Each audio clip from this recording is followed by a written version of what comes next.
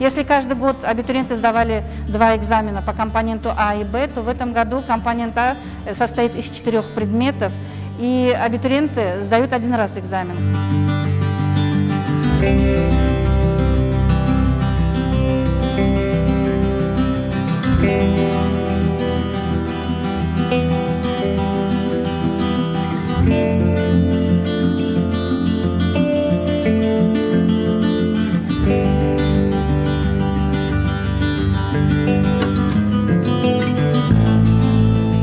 در آینده تکنیکی نامی جهان شوم و میخوام که فیزیکم شوم. همیشه آرزو میکردم که دانشجو شوم.